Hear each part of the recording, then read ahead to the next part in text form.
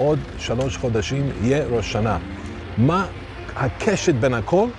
רבי נחמן מברסלב אמר, אם מישהו מדבר כנגד יהודי אחד, כל יהודי יש לו קשת ל-600,000 אותיות בתורה.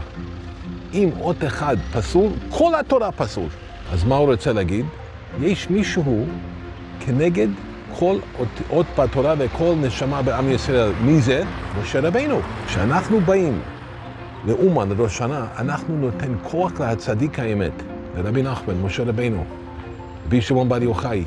ועם הכוח שאנחנו נותנים לו, הוא יכול לתת את האור בכל אות בתורה, והאות לבד יביא בתשובה כל נשמה שקשור אליו. מי שמבין את זה, תבוא. רבינו אמר, זה סוד גדול, אני הסברתי כיצד מה זה, מי שתבוא.